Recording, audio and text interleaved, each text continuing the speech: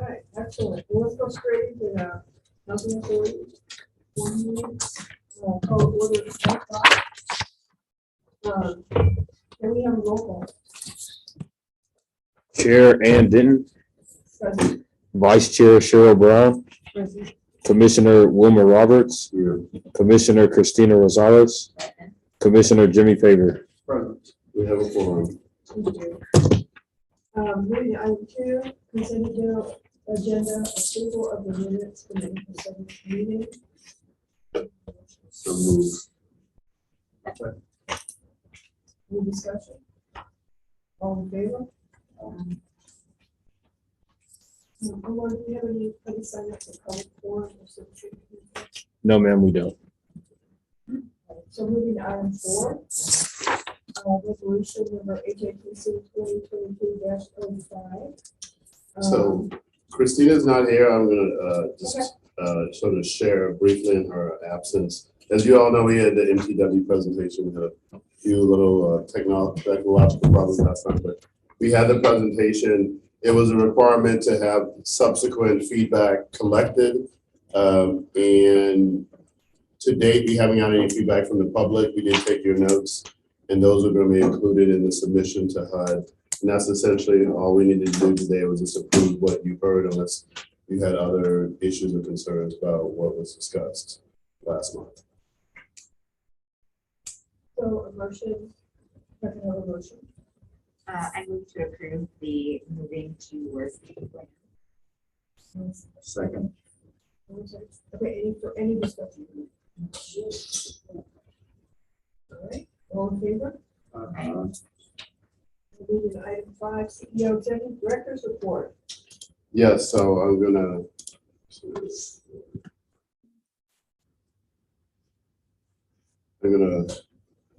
read on Christina's behalf. Sorry.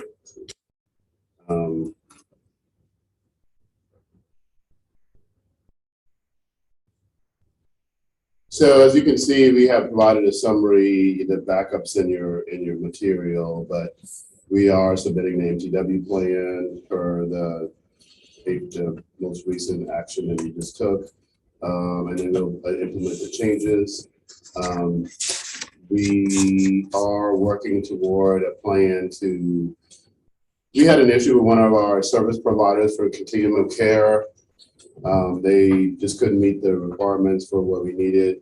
So we're working on engaging some other partners. I can give you more details if you like. But we are working, and we've identified some other service providers that can meet that gap that we were experiencing with the previous provider, who will still provide services, just not at the same level.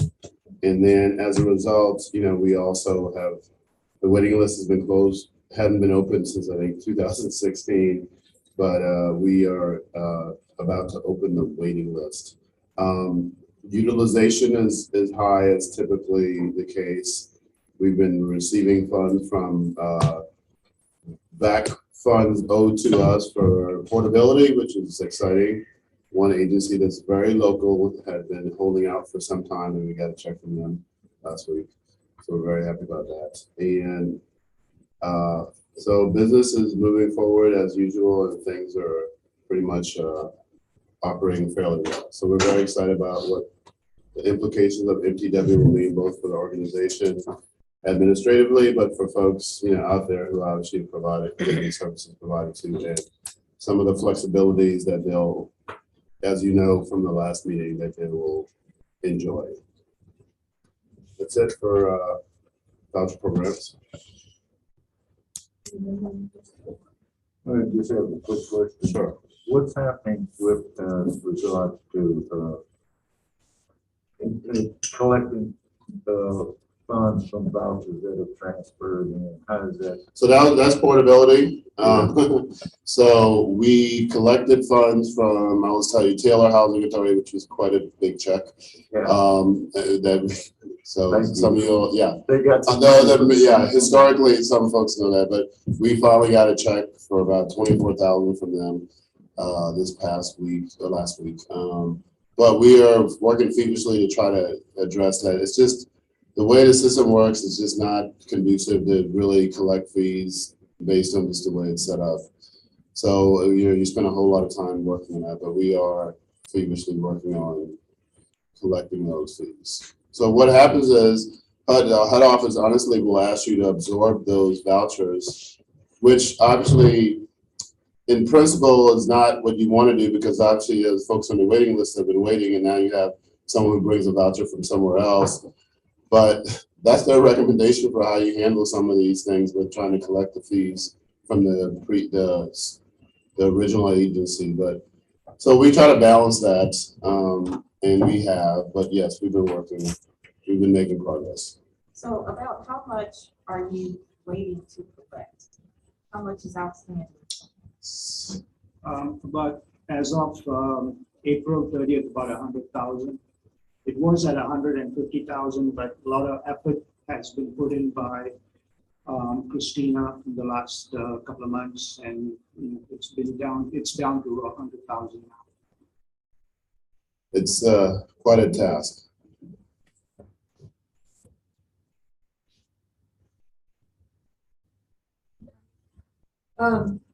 Any other questions about the voucher program? All right, let's move to affordable housing program. Hi, good morning. So our priorities will continue to be the same. We're working on increasing occupancy. We are working on resolving the subsidy collection issue. And right now we are working on a couple of the resident complaints that we've been receiving. So I've been on property dealing with those as well. As far as occupancy, in the last 2 weeks, we have had 2 move-ins. This week, we're expected to have 1 on this Friday and another one, hopefully, if they submit the other paperwork. We have 6 other pending applications that are working right now. We did call 20 per property for pre-screening documents. So we're going to go ahead and run the criminal as well as the rental verifications so that we can advance on filling up the remaining units. As far as the subsidy, yesterday we actually received funds from Eastern Oaks. Roughly it was about $26,945 that we have received.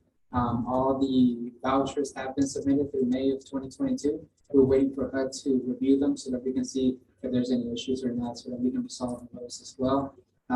For Alexander Oaks, we submitted the one for February of 2021. We're still pending HUD's review. And then we are working on the one for March of 2021. We're submitting any 5.9s and any documents that Tim from Trax experts are asking from us so that we can continue moving forward with the vouchers and receiving those funds. Any questions? So he used a couple terms there. That there's a form that's called 50059, which is essentially the request for the funds.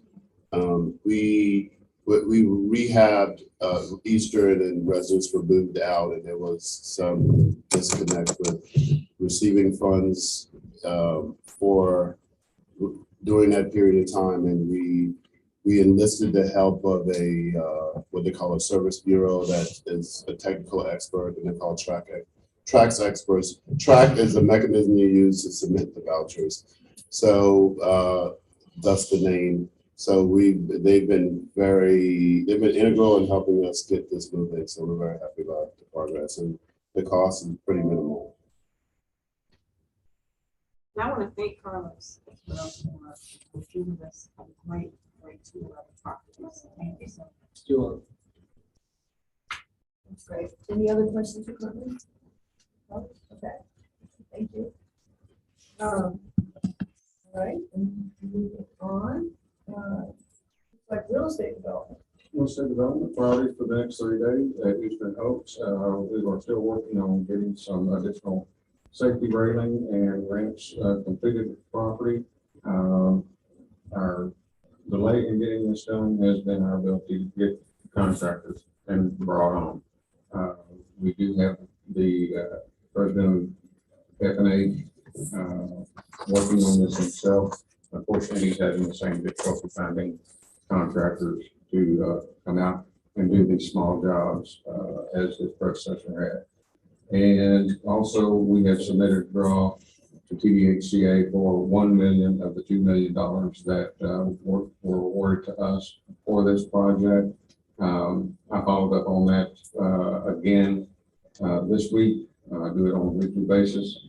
And it is in the process. The person that is doing the draw review emailed me back and said that she would be looking at it, I guess today and at the beginning of next week.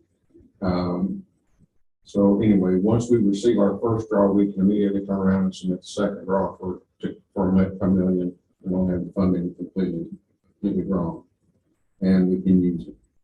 Maynardtown, no construction activity as of yet. There probably won't be for several months. The property is now managed internally, and I'm not sure. I don't remember adding that. I did put no construction activity. I did not enter the thing about the property being managed internally. I mean, it is our property. Yeah, Would it be is. managed. Yeah, and as always has. No construction activity. However, there is an update on this. I'm in contact with the development team. We are in process of applying for the building permit for the property with the city. And we have one outstanding issue, which is naming down a street name for this phase. And they are working with the city, our engineers working with the city on that as well. We have a pretty good relationship with the gentleman who's acting city manager. I've known him for a number of years. He's always been very helpful. So we don't expect any hang-ups on any of those issues. We've certainly provided all the documentation that they require in order to get that done. Once the permit is ready, we'll also be wrapping up a revision to the construction budget, which is now a few months old, and taking a look at that to see what action needs to be taken from a financing standpoint. We did receive an additional $300,000 plus some change from TDHCA, which at the last TDHCA board meeting, which we were very thankful for. And on top of that, any additional increase in cost is probably going to affect our equity contribution to the project, which is the funds that come out of our pocket that will go into the development. Yes, more than likely. So we're glad that we do have that available to us if we need it. So there are really no hangups on the project. I'm looking forward to it. We've got a good team, and I'll continue to give you updates as we get closer to breaking ground. So speaking of Maynardtown, we do want to do a deep dive with the real estate committee to sort of catch them up on kind of how we got here. We didn't have a commitment of funds from TCFC for the purposes of Maynardtown because it fell within the set aside, the tenets of the set aside, which was needed for that purpose. However, that will be increasing at least the ask, which does need to come back to the board. So we do want to have a real estate committee meeting to sort of take you through the entire process of how we got here and what we need currently. So we'll do that soon. The exciting thing from my perspective is that this is the first use of the set aside for 234 units. We've got the entire development and it's 30% units. And so we're able to make a commitment and demonstrate, that we have, that we are actually using these funds to implement the county's focus. And there has been an update on the 20 units. There's 2 that will likely not be 30% units, as we sort of generally discuss. So we'll have to get into that deep dive when we. Right. Well, the set aside is only going to. No, I understood, but just to be clear. But we will, as soon as is reasonably possible, we will have a meeting, a real estate committee meeting, to sort of go through all the numbers and all the process. So at this point, just for clarity, you have a developer, I understand. Now, do you have a contractor as well? No, so essentially what we did is, obviously we needed to solidify numbers to sort of figure out if, we were on par with what our estimate was. So we did put an RFP for a contractor and we did select a contractor, and that's as far as we've gotten as far as that part's concerned. Obviously, because we're still trying to secure the funding, and then obviously there's some gaps, so we need to sort of firm that up before we actually move forward. With TCFC, with TDACA, and TSHAC, and everyone else that's providing funding. So that'll be coming to you, and you'll have all the full details about that. But we haven't gone any further than just identifying a contractor.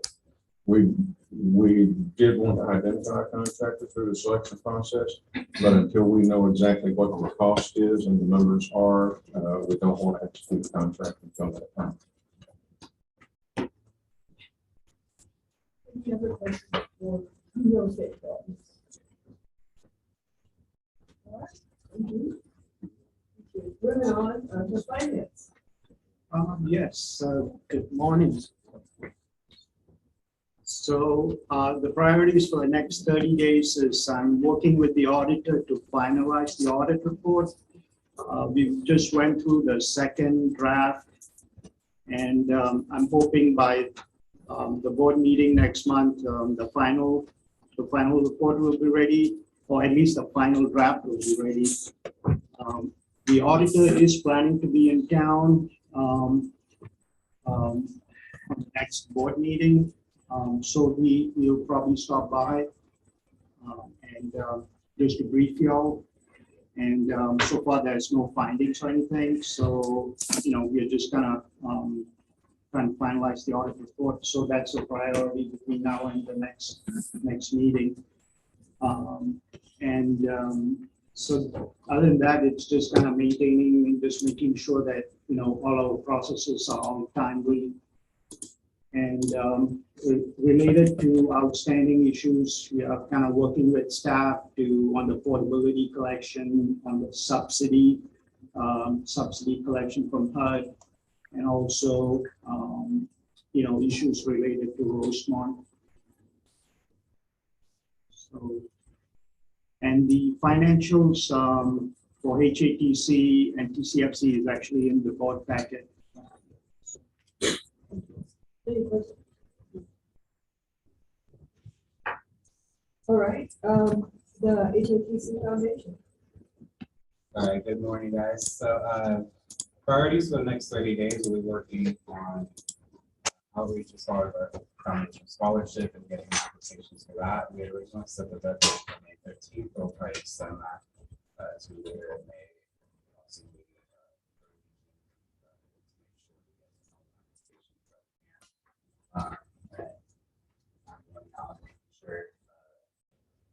Not only setting out each last and making sure people access to those love this opportunity. So we should have a good group of collected in the next couple months for that.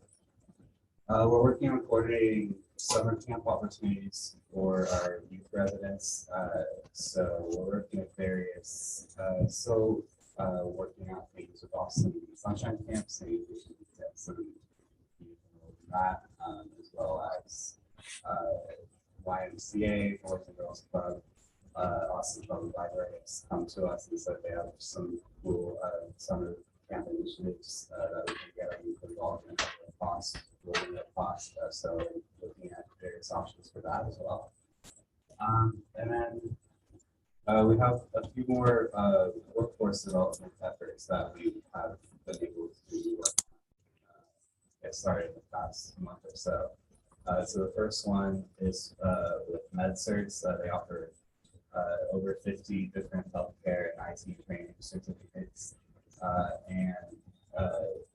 These programs usually range from about $2,000 to $6,000, but we're referring residents through Goodwill or Central Texas who provide financial aid and basically get those costs covered. We're also, we've got a coach by Balance Staffing, which is including for different production operation, welding, material handling, manufacturing support, so different manufacturing positions.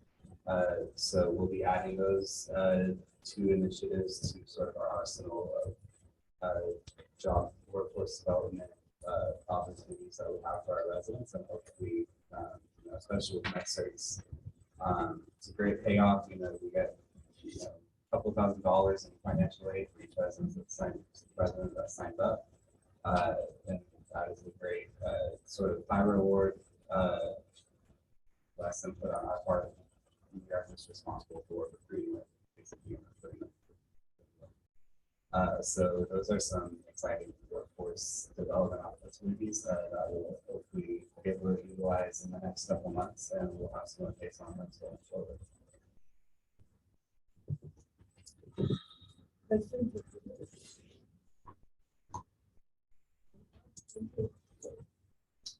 So Steve is not here. He actually is of the contingent of continuum of care providers for Austin region. All went to Houston to look at New Hope Housing as a best practice.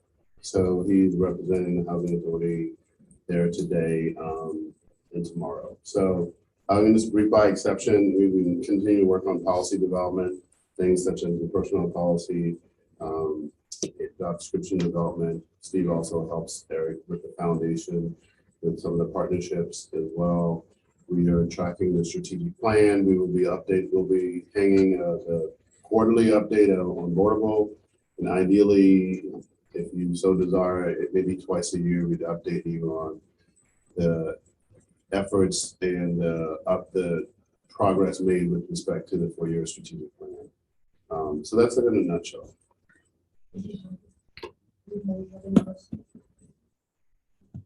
All right, thank you. Let's move to item 6, board committee reports. Somebody want to talk about real estate?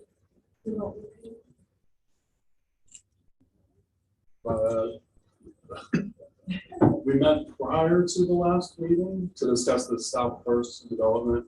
The only thing I was going to add is when we, at that meeting, did you provide us with the memo of understanding? Is that what we got? Was that one pager? I don't. Or it might have just been a one page. maybe I a think that was synopsis of the staff deal. report. Yeah. Memorandum of Okay. understanding. Okay, so I haven't seen the memorandum. Other than that, I don't think we have anything else to report. It's fine. Thank you. Sounds like you're gonna meet again though. Yep. Sounds like Yeah. yeah. And an answer, I think, to another question about how that all works is the real estate committee needs the recommendations for board action. Okay, governance committee. No report. No report. Okay, HR committee. There's no. Same group. No, Yeah, no report. How about quality of life committee? No report. Okay, thank you. Is there item 7, new and unfinished business? Anybody wants to raise? Item 8, executive session. Reason to refer into executive session. Item 9, special item, Travis County housing goals presented by Housing Works. Yeah, so we are very excited to have Housing Works come and present to us sort of the outlook of the state of housing, affordable housing in Travis County. A similar presentation was provided to the Commissioners Court and per you all's request, and the Strategic Housing Finance Corporation Board at the request. They're here today to present to us. So I'm going to turn it over to them, but the Strategic Board is here, members of the board. So if you all can just want to acknowledge them that they're here as well to hear the presentation. But I'll turn that over to the folks from Housing.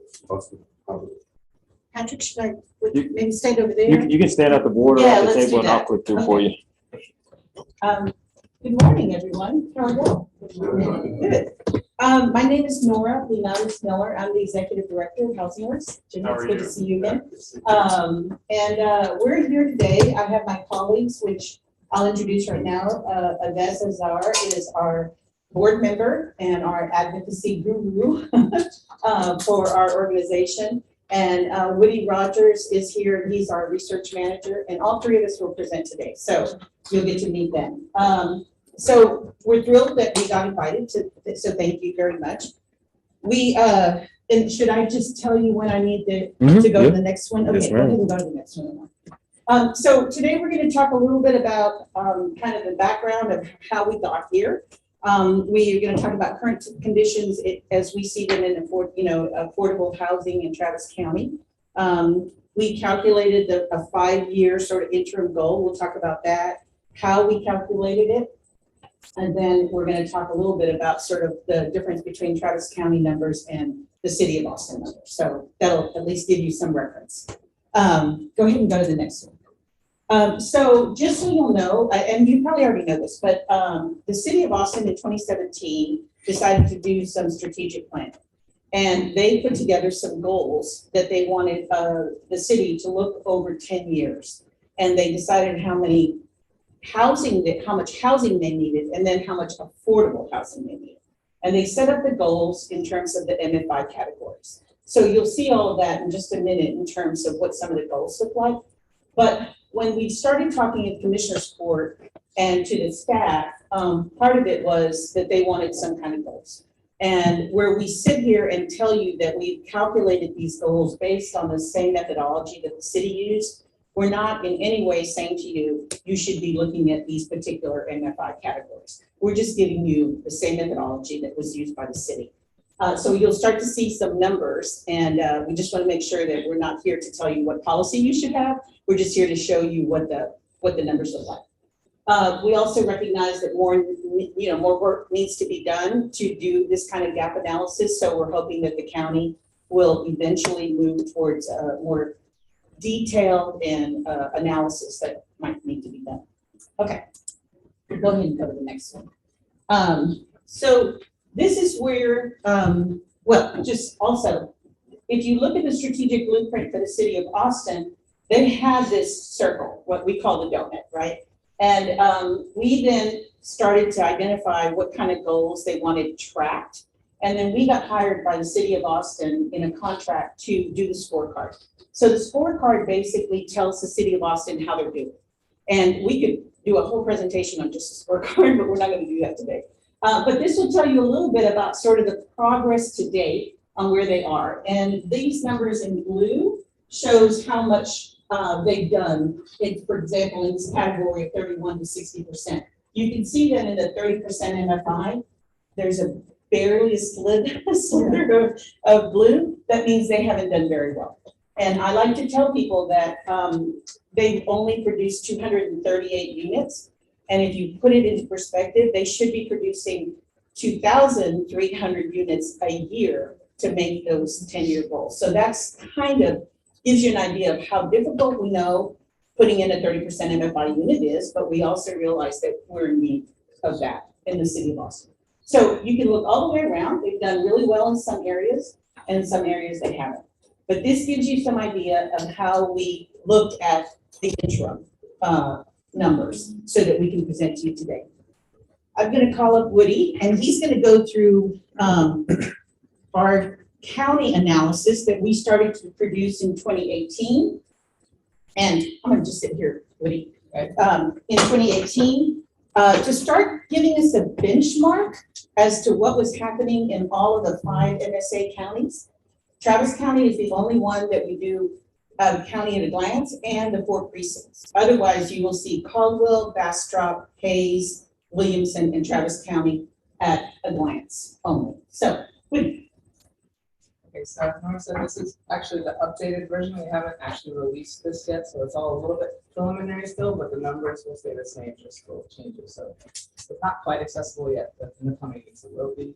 And I'm just going to run through this really quickly, highlight some of the main takeaways that we found from this year's county analysis for Travis County.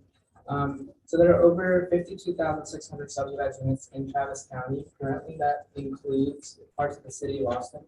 The majority of which are in the city of Austin. Only around 7,000 subsidized units are located outside of the city of Austin limits, and about 4,000 out of those 7,000 are currently available to households. 3,000 are under development currently. Over the past year, as you well know, housing costs have risen significantly. Average rent increased by $359, a 28% increase to $1,632 a month. And the median home sale price increased by $120,000 to $525,000, which is a 30% increase. And that far outpaces the increase in median family income, which I think increased by a decent amount, I think around 10%, but not nearly the same. And what is that? The median family income is, so it's a little bit different than the MFI for the Austin MSA because we're looking just at Travis County and it kind of is slightly different measurements based on the census data that's available. But here we have it as 103,000. So pretty, you know, that's quite a So bit. 80% of median family household. Yeah, exactly. Yes. So when we're doing the PFCBL, can we target it for that population? That would be for a 4-person family. Maybe approximately. Can you go to the next slide, please?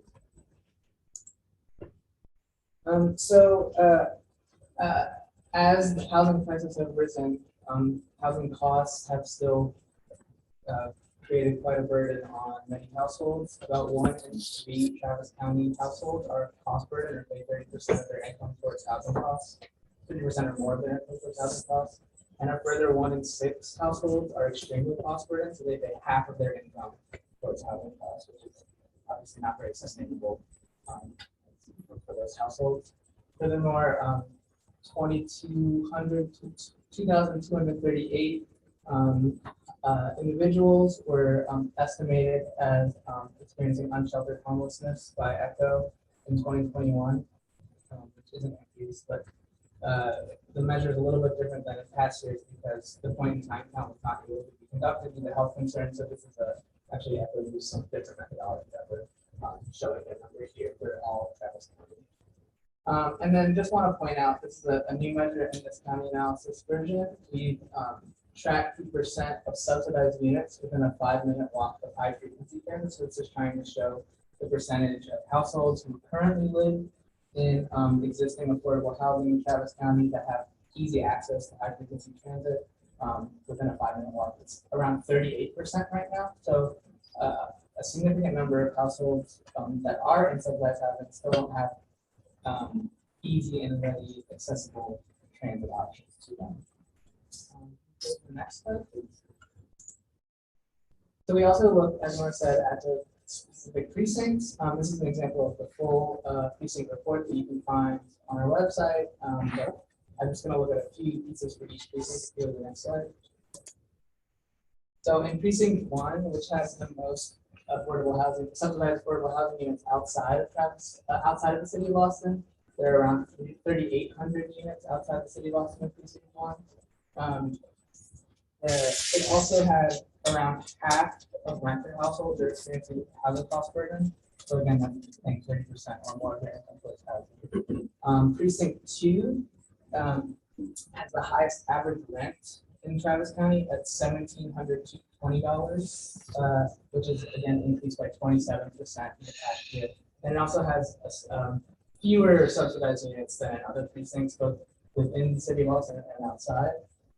Precinct 3 has the fewest subsidized housing units with only 4,003 units throughout the precinct, and then only 592 of which are located outside of the city of Austin. And then lastly, precinct 4, half of precinct 1 renters are cost burden, which is the highest percentage out of any precinct. And then it does have the most subsidized housing units at 21,251.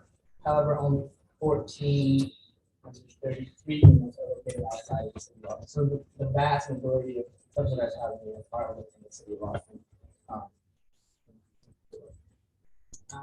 So all that to say, those are the current conditions. So part of the reason, as Nora said, we wanted to kind of look forward and use the same methodology that the city used to calculate the need for the city of Austin. We applied that to Travis County as a whole, as well as parts of Travis County excluding the city of Austin. And we followed the basic formula that the city took in their strategic housing blueprint. So we're taking the total housing units in all of Travis County, which, when we did this, was 514,410. Multiply that by the estimated percentage change over the 5-year period that we're looking at in the entire MSA. The reason why the city chose to use the entire MSA was because they wanted to factor in households who are not currently able to live in the city, and in this case in Travis County, because of the housing cost burden and high housing costs. They wanted to make sure that those households who would choose to live in Travis County, if possible, would be captured in estimated need. So multiplying that across, you get an approximate number of new housing units needed to keep pace with the population growth of 70,440 units over a 5-year period. Is that 70,000? Oh, income tax. Yeah, all income categories. So this would include anything down to 0 to 30% MFI, all the way up to above 121% MFI. So this is, I mean, in further slides, we kind of show the breakdown of where we estimate those different household income categories will be need more units. So that's the total number for all tests. I mean, I'm sure over for that. Go to the next slide. So as Woody and Arbor mentioned, the idea here to show the overall number of units is to just say that this is what you would need looking at the number of households that exist today, looking at the projection of population. This is what the overall need of the county should be at different MFI levels, with the understanding that different policy implications lie at those different ends. So what, the Travis County Housing Authority might be more, critical in getting into some deeply affordable, having some of the market increases the other. So different policy mechanisms and programs can be aligned with different MFI levels to really get at that. That's an important aspect to understand. So again, looking at the way you can see for the full Travis County, we have 70,000 units that are required overall. But then when you look at Travis County that does not include the city of Austin, we're really looking at 21,500 units. And an important thing to remember in both of these cases is that the overall unit count that we're looking at is really based on that overall population projection, which can change over time. So of course, these are not exact numbers for adoption, but the idea is to give a goal of how to move forward. And partially what Nora was saying was we suggested to the commissioners board to have these as interim goals only at this point and really go towards a more in-depth market analysis that would lead them to make more sort of fine-grained decisions. And just a reminder to folks here, which I'm sure you all know, but Travis County did do a market analysis, I want to say in 2019. So right before the recession and the pandemic, and all the other things included with it. So those numbers have changed radically, which is why we're sort of talking about adopting these goals. Can we go to the next slide? So for Travis County itself, what you can see is really that if you look at it as a whole, there's a need for 12,000 units below 30% of the farm.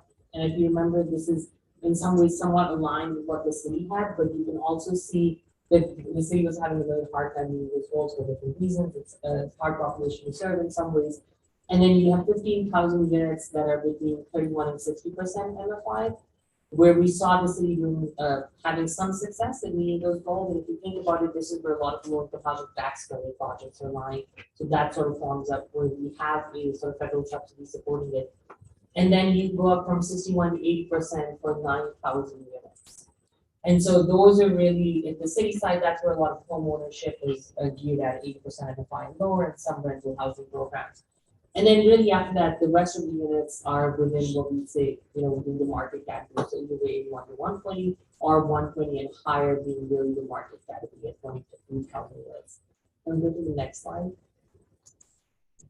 This, y'all don't have to pay a lot of attention to a lot of the details, but gives you a breakup of how sort of that has been broken up. So as Woody said, we get to the larger number of 70,000, and then we break up by percentage points in terms of how many population brackets exist in different MFI regions. And then by that, we're able to come up with how many housing units we need based on those households. So the most important thing to take from here is that if we really say that we're trying to get affordable goals of 0 to 80% MFI, then there's a need for 36,000 units within that category. And you'll see that the units here are much more fine-grained. We of course round up, round down, similar to what the city did to make it more sort of understandable. But if you really focus on the base goals, 36,000 units needed at the 80% MFI and lower. And then we would need another 34,000 above that category, particularly 22,260 going above the 121% of the 5, which at least on the city side, there's an expectation that the market can sort of absorb it into the unit line. Oh, sorry. I was just gonna say, so the 12,200 for the weekly affordable units is, I mean, I'm glad that made it in there, and that is, you know, a good goal. And then 31 to 60 also, I think is in the range, but really we're talking about 34,179 units for households making $80,000 or more. Mhm. So check it for the question.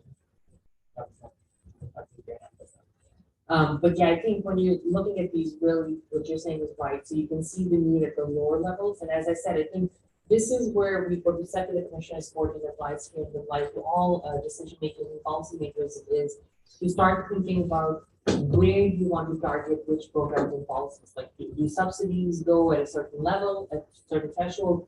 This only gives you an overall goal, generally speaking.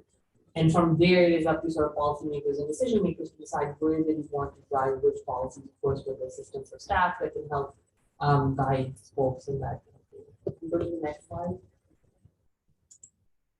So I won't spend too much time on this if we have time for questions, but really this is the same thing, but outside of the city itself. So when we're looking at Travis County, which does not include the city of Boston, then we're looking at a total need of 21,500 units.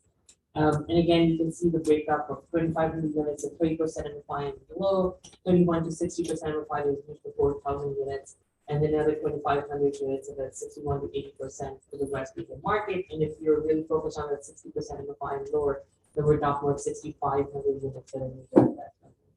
We'll go to the next slide.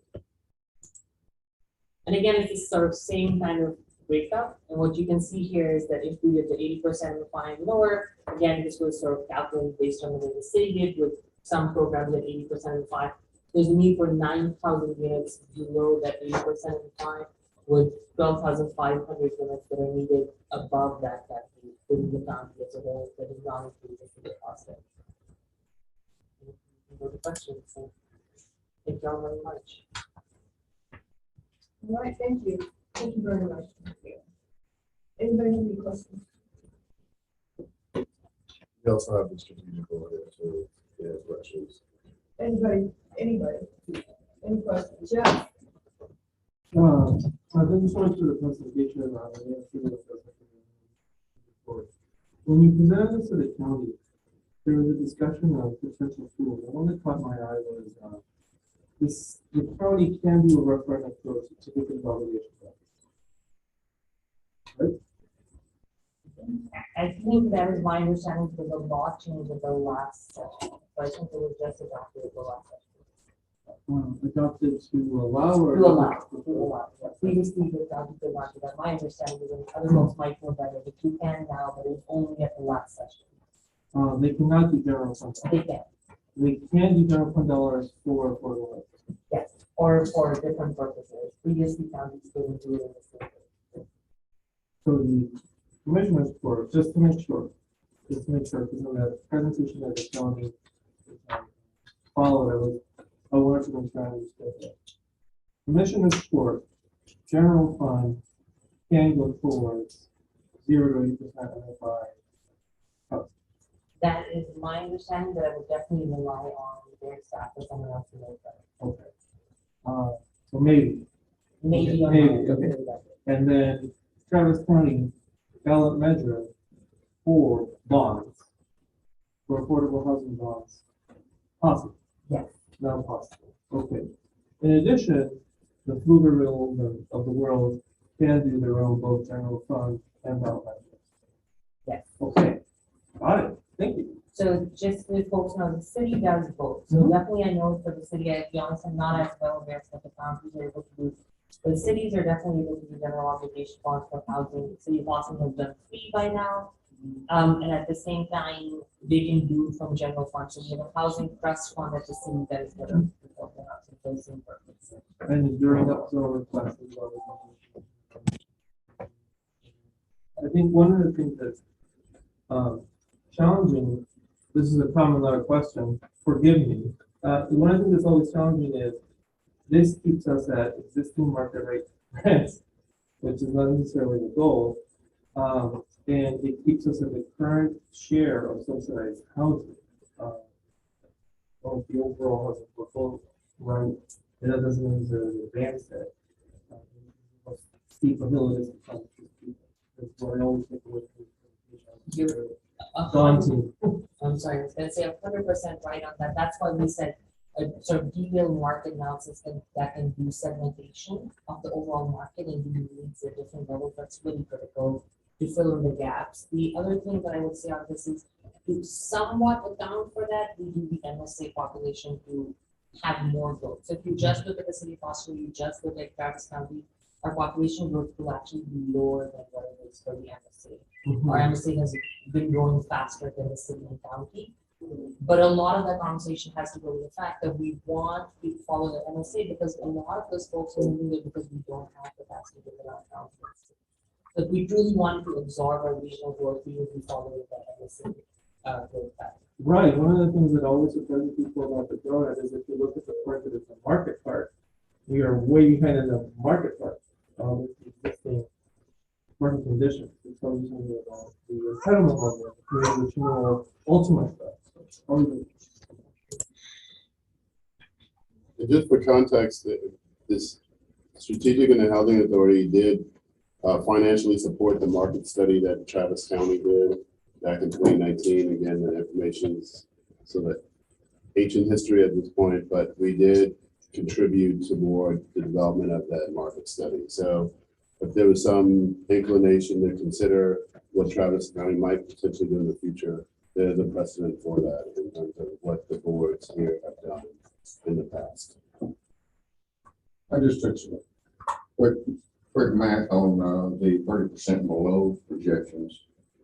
And if you just assume a price per unit of 200,000, which is not unreasonable for a 30% unit nowadays.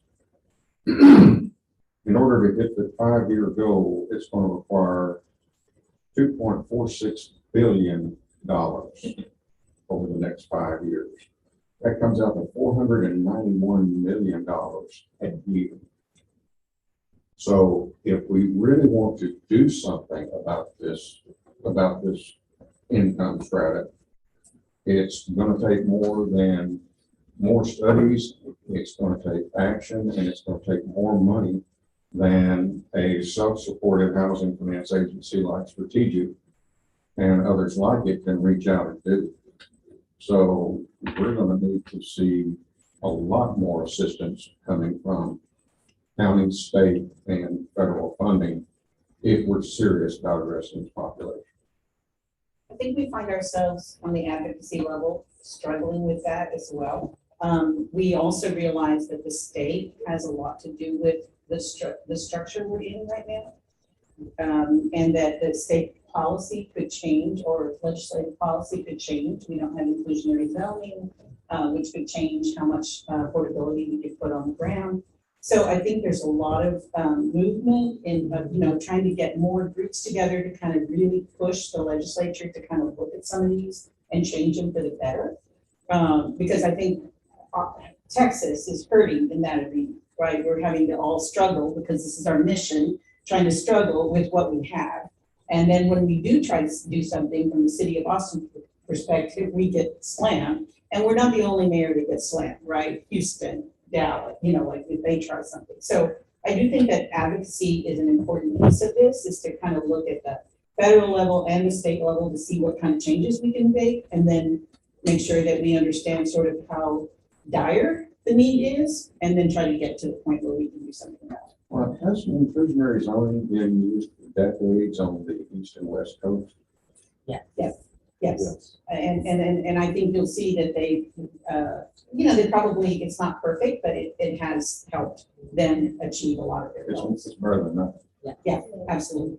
Right, and I think I agree with you, there are a lot of system, structural kinds of things that are impeding. But I think that for us, the policy direction has been clear from the commission report.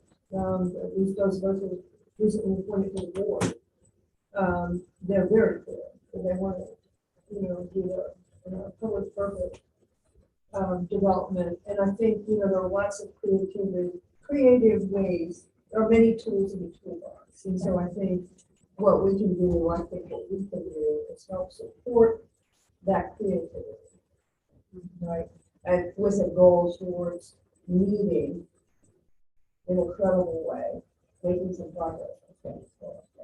I also want to say that when we released, y'all got to see the county analysis numbers ahead of us releasing them publicly.